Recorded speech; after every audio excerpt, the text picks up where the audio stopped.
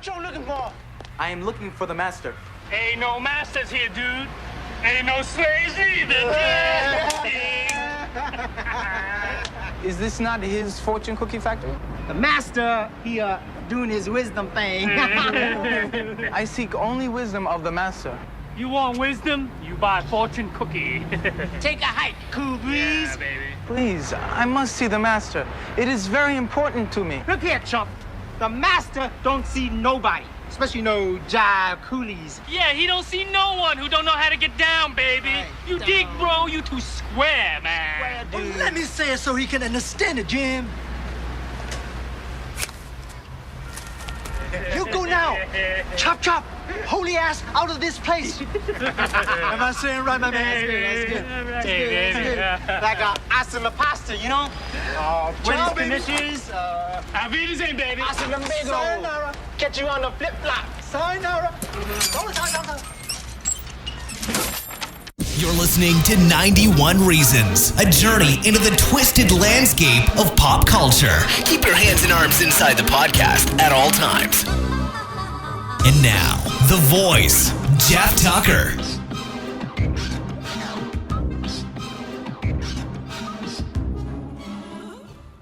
Am I the meanest? Sho'Nuff. Am I the prettiest? Sho'Nuff. Am I the baddest mofo low down around this town? Sho'Nuff. Well, who am I? Sho'Nuff. Who am I? Sho'Nuff. My mom drove this giant station wagon.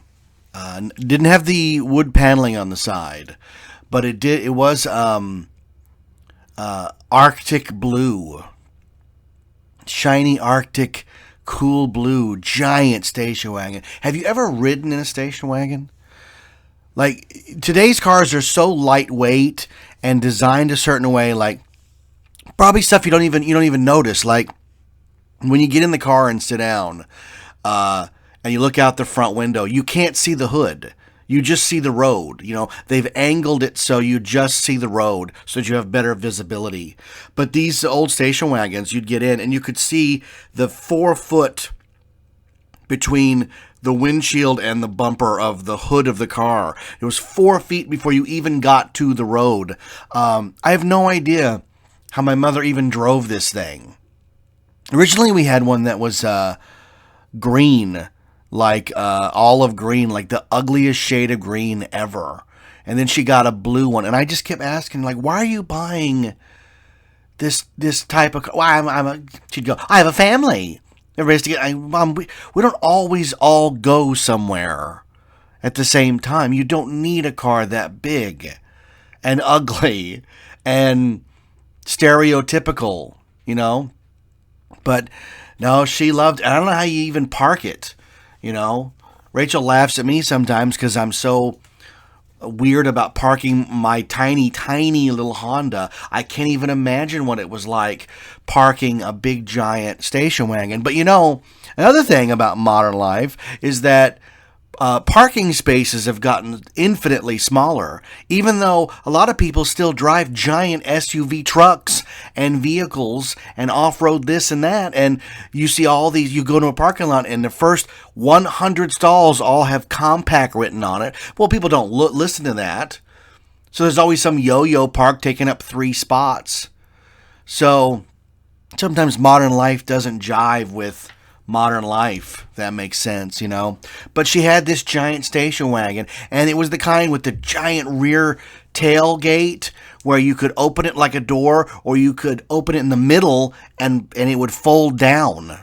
And then there was a bench seat in there, and that's where I spent most of my youth, pretending I was in an AT-AT from The Empire Strikes Back. I'm not sure why we were going backwards, but that's, you know, it's something to do with the Empire. I don't know. But we used to take this giant station wagon to the drive-in all the time. You know, there's still drive-ins around. They're novelties. There's one out in Riverside. Rachel and I take the kids every once in a while. It's a fun, novel way to see a movie, and you can bring in anything you want to eat, so you're not having to hide anything, right? We used to get... in the one in Riverside, we get a little Caesar's pizza and some drinks and go watch a movie, right? But my mother would take this station wagon, park it backwards, so the end was now kind of up in the air on the hill. Plug in the speaker box. I mean, they still had speaker boxes when I went to the drive-in in the 80s. They still had the big speaker boxes that mounted into the car. They wouldn't have the new one. And the new thing is it's just on the radio. They're broadcasting a small band on the radio. But there was thing in between. You had to actually get out of your car. You know, everybody knows the box. The box went in the thing because it's very, 50s, very happy days. And now, you have to tune into this to get the sound of the movie. And but in between those, you would pull up and there would be a pole and a twisty cord and a little clip, and you had to get out. You had to open up your antenna to your car and then clip that on the antenna, and that's how you got the sound through your radio. And then more than not, you would forget it was on there and then drive away, and either it would rip the antenna out or it would go boom, and it was just, oh my God. The drive-in, man. But she would pull that station wagon up backwards. We'd have bags of chips. We'd have a cooler full of soda, and that's how we went to the movies. We went quite a bit when I was younger, and occasionally when I was a teenager. And one of the teenage movies that I remember seeing, because I remember going to see Close Encounters of the Third Kind, 1979, at the drive-in, and I remember my mother and my stepdad deciding that it was the worst movie they'd ever seen. Right about the time he started making the mashed potato Devil's Tower sculpture, we drove out. She'd had enough and she got a refund. I mean, isn't that crazy to think now? I mean, I think Close Encounters is a masterpiece. And to think, like, my mom was like, we're leaving. We're out of here. We're not watching this. This is the worst movie ever. But we went 1985. We went to the drive-in to see The Last Dragon. I remember it vividly, because it was one of the few times where, as a teenager, the movie held my interest more than the video games in the snack bar. Because not only was the snack bar hopping with, pizza, nachos, and candy and soda, but they'd always stick 3 or 4 arcade games in there. And I was like, even at Alondra 6 had an entire tiny arcade with like 6 or 7 games. And you go, well, who's playing these games? We have a movie to watch here, guys. I mean, maybe play a few minutes before or after, but after they want you out. But the drive-in, man, like, you'd see kids playing Pac-Man and Galaga, and you'd go, there's a movie going on. But Last Dragon, I remember watching it start to finish. Now, this is episode sponsored by Patreon pledger Michael Bondi. Always picks great, interesting movies. This one is The Last Dragon. And I'll tell you, on the surface, in a one-sentence review, The Last Dragon is schlock. It is schlock of the highest order. It is silly. It is goofy. It, in some scenes, makes no sense as a film. And yet, it has something that a lot of schlock doesn't have. It has heart. And heart goes a long way. So a lot of the shortcomings that the film has, you can completely forgive because this is a movie wearing its heart on its sleeve. Now, when Michael asked me to review it, I didn't remember a lot other than a couple of key scenes. Like I remember the fortune cookie scene. And of course I remembered the glow at the end and the bullet. But I didn't remember, like, what's the story of this movie. So I put it on. And if you wanted, they just put out a Blu-ray of this movie. An actual Blu-ray of this movie. And there's even talk, like the guy who starred in, who never made another movie, is trying to get people interested in a sequel, capitalizing on the cult status of this film. Last Dragon came out in March 1985. It was produced by Berry Gordy, who ran Motown. So, obviously, Berry Gordy had seen MTV. He had seen Purple Rain. And he probably asked himself, like, why aren't we doing that? We have a stable of stars. We have musical acts. Why aren't we making a movie that combines all of this? So he did.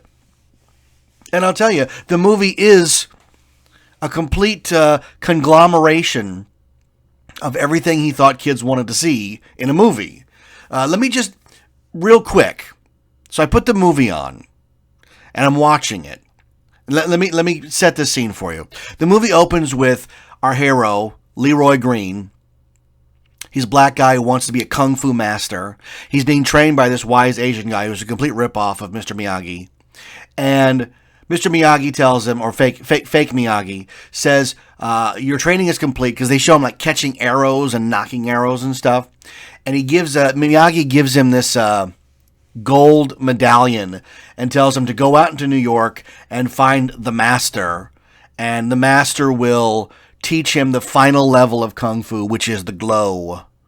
And we, the audience, have no idea what he's talking about. The glow? The glow. So then there's a music video sequence where he leaves the master's dojo on the water and goes to New York. Now, here's the thing. Leroy lives in New York. So he's already in New York. It's not like he has to journey anywhere. So it's quite comical that he's like, all right, I'll start my journey. And as soon as he steps out the door, he's in New York. So he looks around for the master. And then we cut to a showing of a Bruce Lee movie. Enter the Dragon, I think it is. I'm probably getting it wrong. But there's a lot of clips of this Bruce Lee movie. And Leroy is watching the movie, eating popcorn with chopsticks, when the Shogun of Harlem shows up, Sho'Nuff. And here's this other thing. Talk about stereotypes. We're in Harlem, and everybody is yelling at the movie screen. You can barely watch the movie. The lights are on, which doesn't make a whole lot of sense. And nobody is watching the movie. They're too busy yelling at each other, yelling at the screen. And then Sho'Nuff comes in, and he's yelling at everybody. And it's chaos. And he calls Leroy Bruce Leroy, which sticks to him for pretty much the rest of the movie, Bruce Leroy, and challenges him to a fight to see who the best kung fu guy in Harlem is. But Leroy won't fight him. So the stage is set. We have Sho'Nuff, we have Leroy, we have the backdrop of Harlem. And then for some reason we cut to a dance club called Seventh Heaven, where Vanity is a VJ. Remember VJs? That's a video jockey, like Martha Quinn. And she's showing nearly the whole video of El DeBarge's Rhythm of the Night while the people in the club dance to it. And then we're introduced to the villains of the piece. Sho'Nuff ain't the villain. The villains of the piece are this dopey white guy with Mr. Drummond hair. And he's got a girlfriend who is trying to be Cyndi Lauper. It's weird, like she was in the movie I reviewed last week, Dave, as Dave's secretary at the job place. So at the temp agency. So we're introduced to the villain and his girlfriend and their henchman, played by what's his name? I want to say it's Mark Green, Mark something. Been in a million movies. He's the guy in Goodfellas who puts together the Lufthansa heist. Great actor. He's also in Dumb and Dumber. He's the guy in the car with them when they're making the world's most annoying noise. Great character actor. But this guy's got a fish tank with an unseen monster in it that eats meat. I'm not kidding. And the white guy music producer wants Vanity to play his video of his girlfriend so she can be the next big video star. So this is the plot of the movie. And I stopped it at this point and I checked out the timer. And I had only been watching the movie 17 minutes. All of this exposition and music video, two of them, in 17 minutes. And I looked at the runtime. It's an hour 48. And I thought, where on earth can this movie go after this? Where are they, but they do find ways to stretch the movie out. It's a 2-hour movie with previews. Leroy saves Vanity after she's kidnapped by the white guy's henchmen. And one of the henchmen is played by Chaz Palminteri. I mean, he would go on to have a huge career. One of Vanity's Sycophants is played by William H. Macy, and he's in one scene, right? And Leroy saves her from the bad guys, and then he vanishes because he's doing like ninja stuff. I don't know. And she ends up with his gold coin, and he can't find the master without the gold coin, so he's got to save her again and get the gold coin back. And what's interesting about the movie is the guy who directed, I don't know who directed it, he can't direct. He has no idea how to direct a movie. And I'll give you an example. When Leroy goes on his journey, the montage leads you to believe that he actually is journeying somewhere. And then after that, we actually cut to Leroy at home in New York with his family. So it's completely at odds with the journey that we're taking, right? And then there's a scene where it simply cuts to Sho'Nuff yelling at somebody off screen, "Where's Leroy?" And when the camera does, finally, it doesn't pull back. It's back at another scene. You know, the camera doesn't move. It's static. But when they finally show the full shot, Leroy's family owns a pizzeria. You're like, well, this was never mentioned before. And of course, Sho'Nuff rips it up and tears it up. Like, the scenes go nowhere. They really do. And the movie's all over the place. And you can tell that they went to New York, they had a semblance of a script, and they shot a bunch of scenes, and then they sat down in the editing bay and said, we have to make a movie out of this. Because during the finale of the movie, when Vanity is captured by the evil record video guy, he's putting her in grave danger, and he's hiring thugs to beat up Leroy. Meanwhile, Leroy is having a comical scene with these three Asian characters that are introduced at some point in the movie, who run a fortune cookie company called Some Dumb Guy Fortune Cookies. And they have a master in the back who's writing all the fortunes. Well, Leroy just assumes that's the master. So Leroy spends an inordinate amount of time trying to get into the fortune cookie factory to meet the master. He's rebuffed every time by these guys, these three Asian stereotypes. And when he finally gets in, the master is a computer. There's no master. It's just a computer that writes fortune cookie fortunes, right?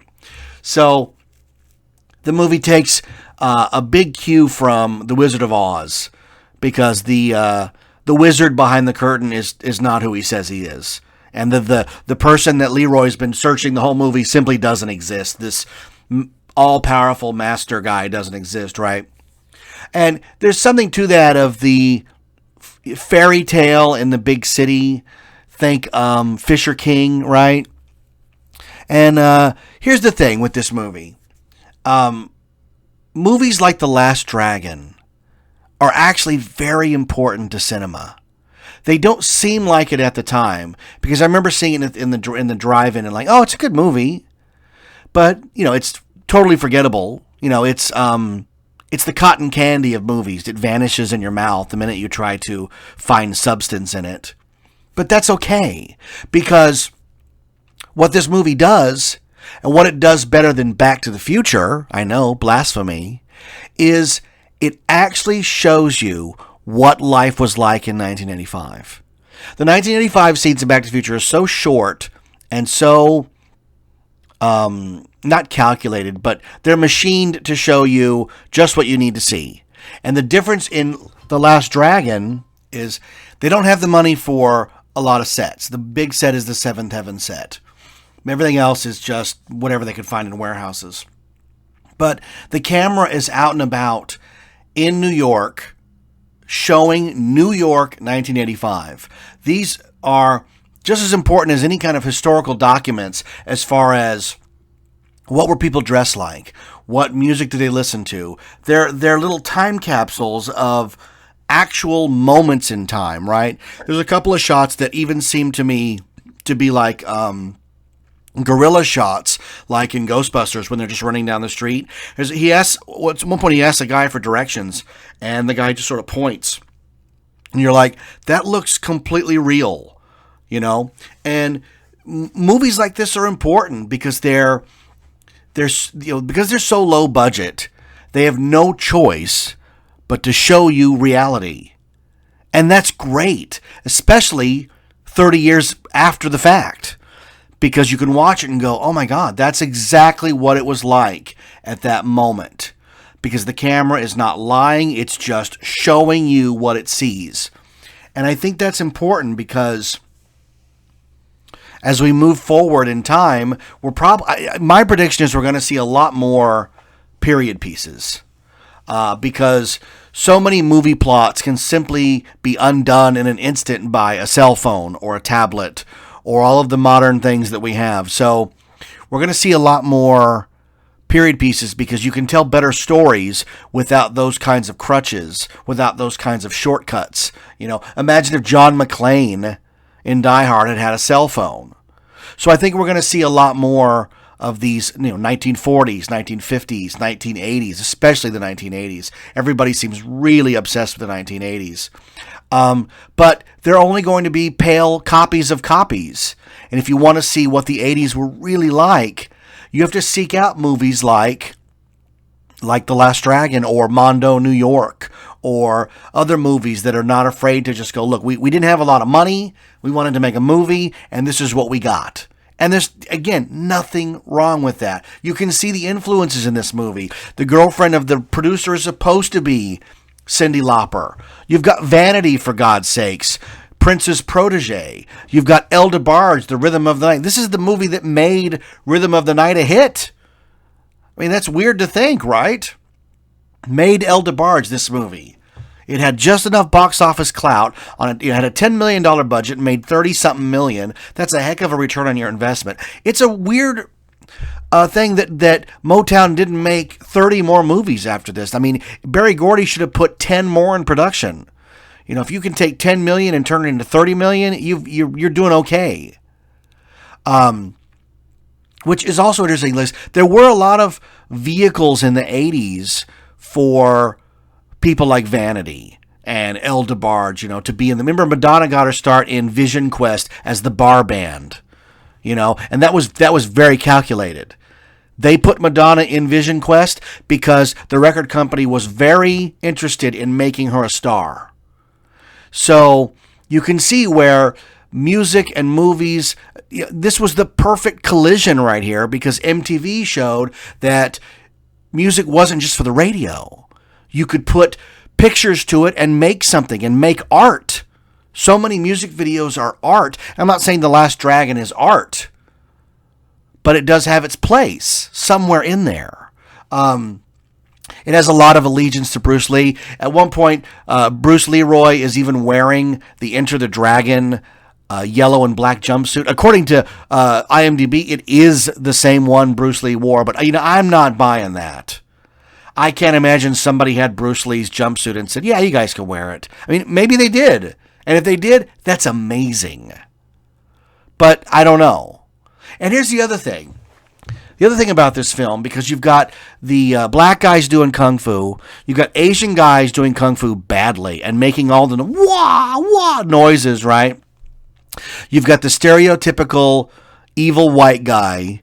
And for some reason, and here's the thing, it's okay.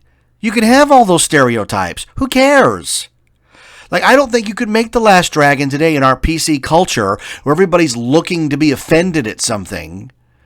The minute Bruce Leroy is not an Asian guy, everybody's upset. And you're accused of either blackwashing, whitewashing, whatever you want to call it. But it's good and it's healthy to look back and go, hey, you know what? It's okay in this moment. Who cares? I watched the Jeffersons. They called the white guy honky all the time. Nobody ever got offended. All in the Family. It's just weird how times have changed. And a movie as innocent as The Last Dragon, in modern day context, would be considered completely offensive. Because everything's a stereotype in it. But that's okay. There's nothing wrong with a stereotype. I'm a big nerd. That's a stereotype. I'm totally okay with it. So, when you looking at the Berry Gordy angle of this film, here's the guy who runs Motown. He probably flipped through his Rolodex and said, make a movie with this and this and this, and here's some money and go make me a movie. Because who knows how this thing came together? Because it makes no sense. Just like in Wizard of Oz, when Leroy is confronted with the fact that there's no wizard, he's told by his master, which would be the Good Witch of the North, you've had the power in you all along, Leroy. Click your heels and you'll have the glow just on your own. And by the way, this gold coin, it's just a belt buckle. Everything you've been told is a lie. So when Leroy finally faces Sho'Nuff in the warehouse, gets his butt kicked by Sho'Nuff, Sho'Nuff has the glow first and it's red. And then Leroy finds it within him to have the glow and it's yellow. So you've got almost like a lightsaber fight here.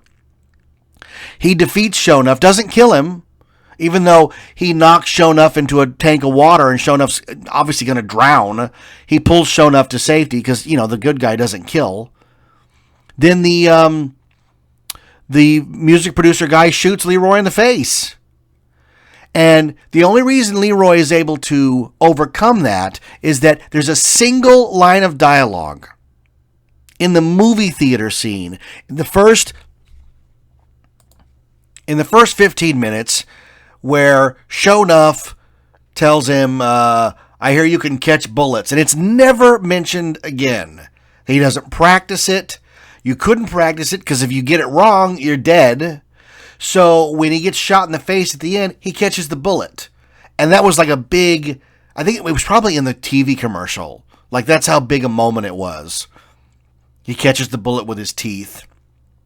And then the bad guy's arrested and everybody lives happily ever after and he gets Vanity. And he ends the movie asking her for sex. It's in code. Can you show me some moves? But according to a scene earlier in the film, he's literally saying, can we have sex together? And she's like, well, yes. And then they ascend to the top of the Seventh Heaven Club together. So it is a fairy tale. It's got all the overtones of Wizard of Oz and the hero's journey set against the backdrop of Harlem.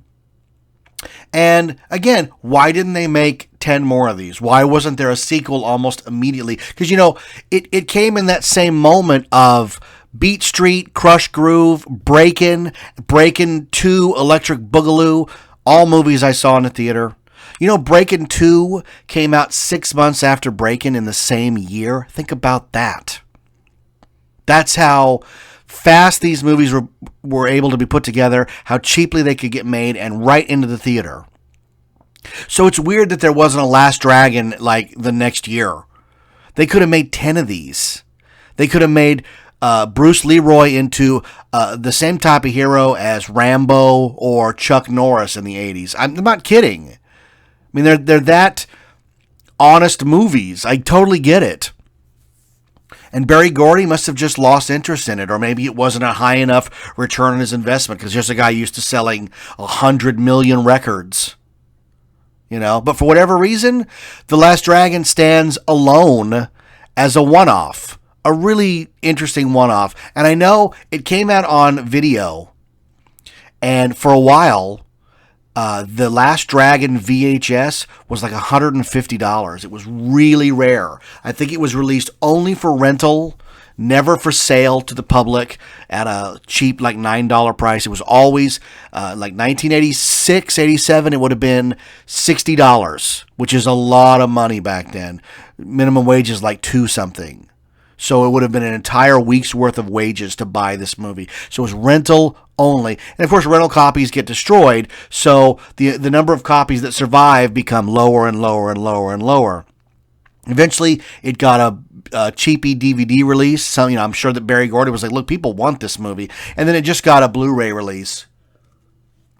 I'd be curious to see the Blu-ray to see what kind of extras it has. I'm sure it has interviews with everybody. Of course, not Vanity. She passed away. It's very sad. You watch the movie and you're struck by how good looking she is. Wow, you can imagine why Prince and other, I mean, she dated Michael Jackson for a while. But really pretty. Sho'Nuff died, but the main guy's still around, and so is the guy who played Johnny and a couple of the other smaller bit players. So they could put together a sequel now. I mean, I don't know how you do that so many years after and still make it fresh, but, you know, given enough money, you can do about anything, right? So it is weird that there was never a sequel. But here's the other thing, and like I say when I do these movie reviews, it can't just be about the movie. We're not doing at the movies here. We're talking about cultural significance and what was going on at the time, right? Because it happened in that period with, like I said, all those movies came out about street dancing and kids being kids and teenagers trying to rise out of whatever pigeonhole they'd been put in, right? Because in Last Dragon, Leroy's going to end up working at the pizza joint with his dad, and instead he becomes a kung fu master.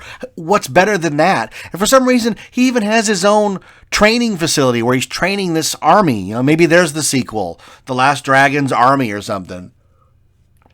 But when I sat down to think about Last Dragon, the first question that came to mind was, if Berry Gordy was making movies in the 80s, and we know it's Berry Gordy's because the name of the movie is Berry Gordy's The Last Dragon. I can't figure out, maybe somebody can help me. I'm sure there's an answer somewhere other than the most obvious one. Why didn't Michael Jackson become a movie star? I can't figure that out. Here's a guy who was, without question, the most famous person on the earth during the decade of the 80s. I know that because I used to go out and do improv. And if you asked for somebody famous, you got Michael Jackson. It just wasn't even a question.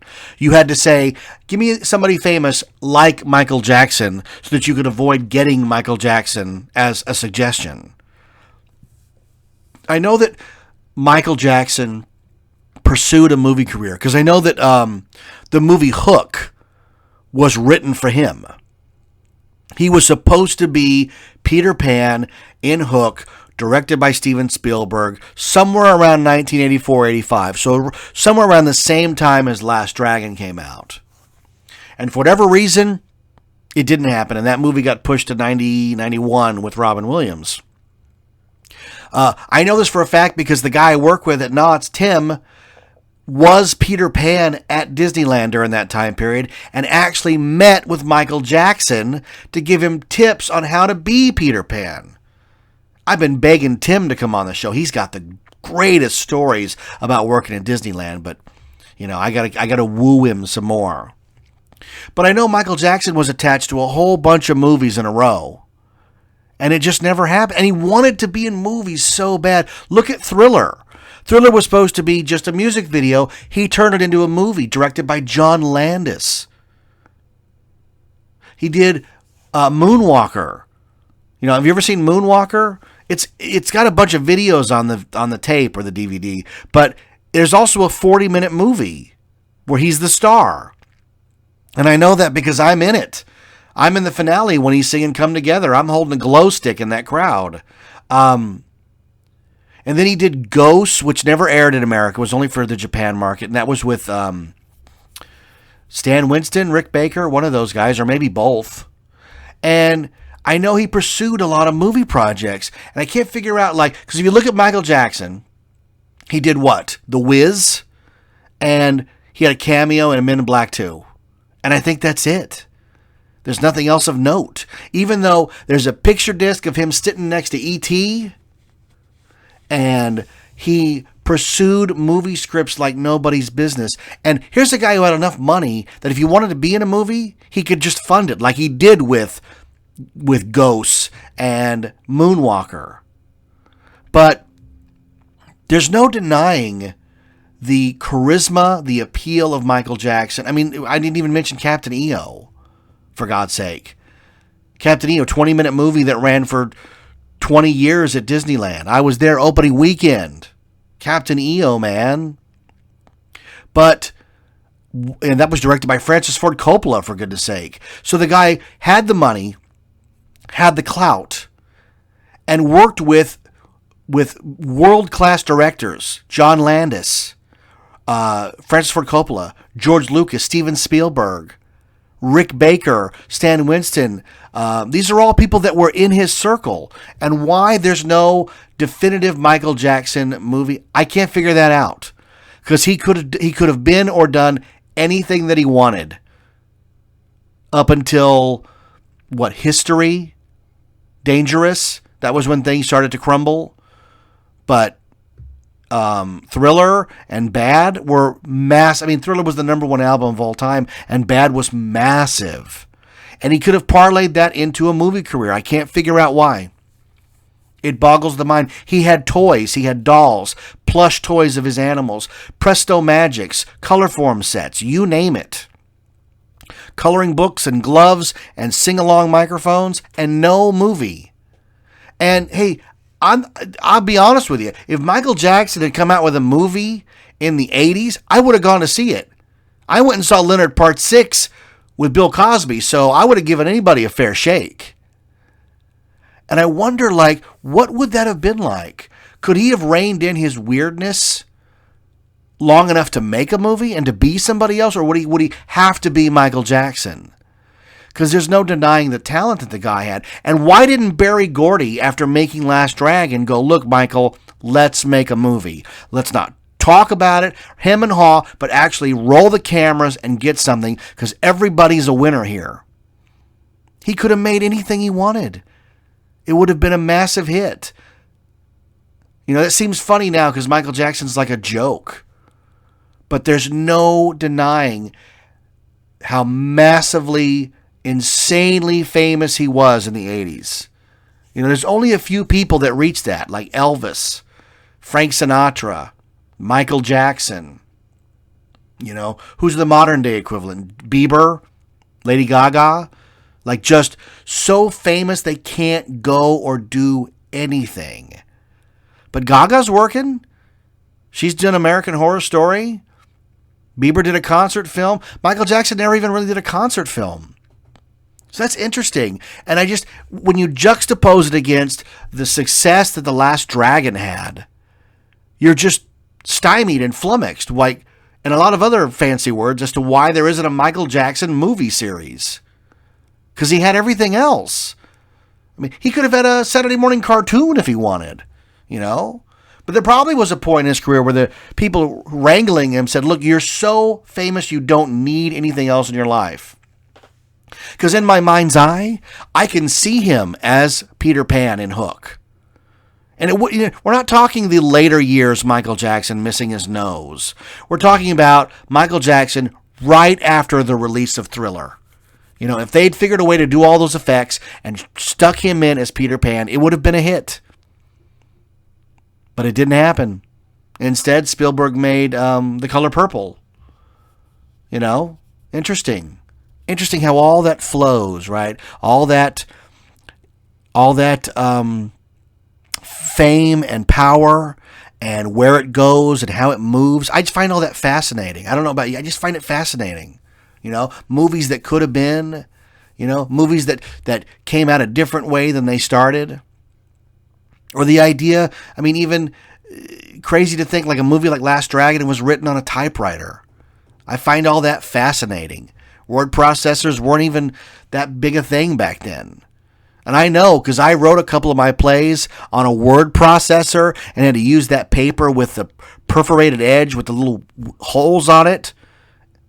And you'd watch it go as it's printing. And you'd pray that the page break came at the page break. Because how many times would the dialogue go right on the perforation of the next page? And you go, well, I have to start over. Do you know how many of my scripts I desperately wanted typed? So I would sit all day and type and then watch and cry as the printer put it on the wrong perforated edge. Oh my God, I totally forgot about that until right exactly now. What a nightmare. What a nightmare. But you know what isn't a nightmare is this movie, The Last Dragon. You should totally check this out. It's a fun time capsule movie. It's got El DeBarge in it. It's got Sho'Nuff and Bruce Leroy and Vanity. It's got funny moments like Leroy's little brother, who's in love with Vanity too.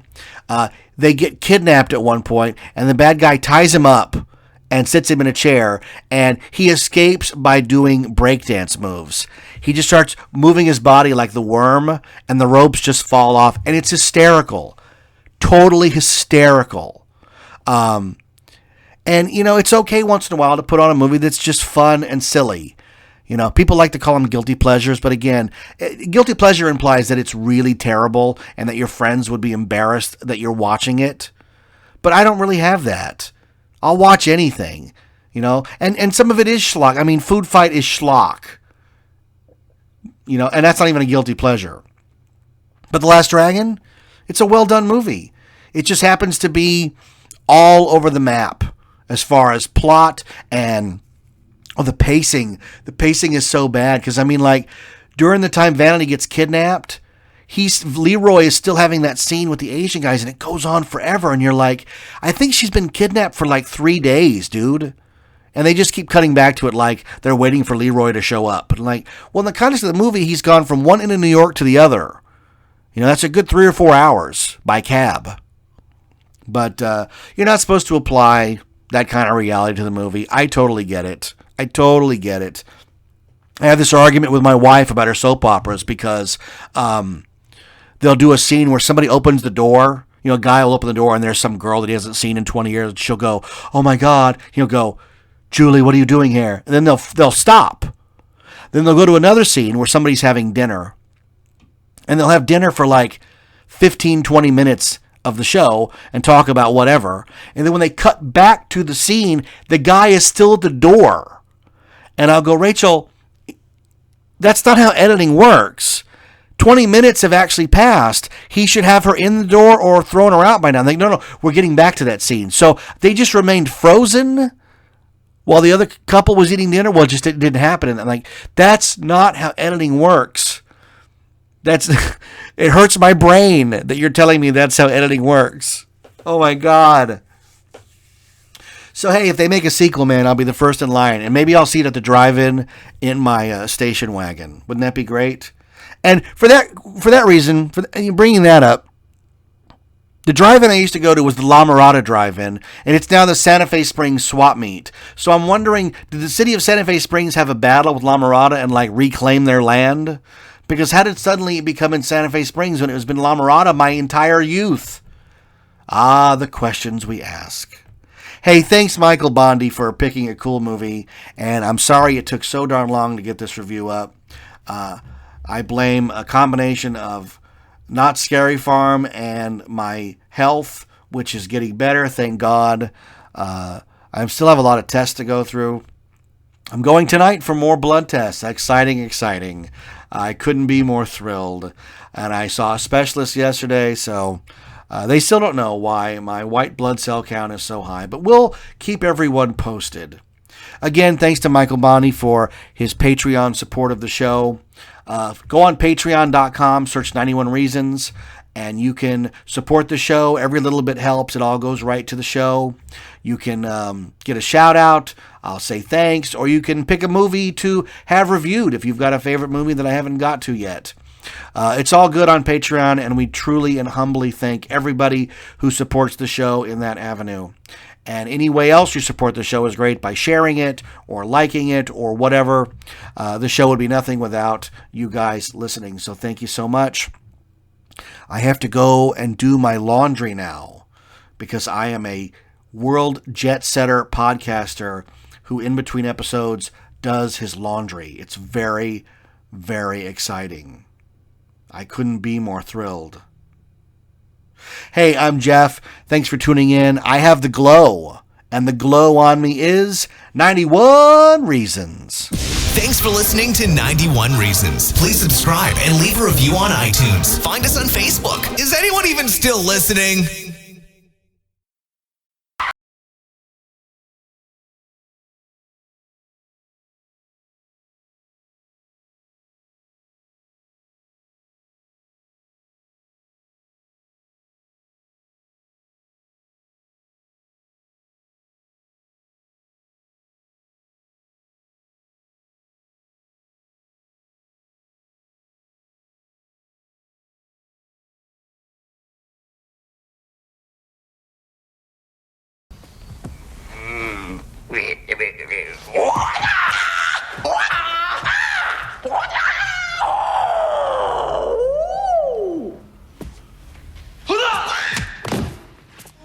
Johnny, to seek safety, one must go to the heart of danger.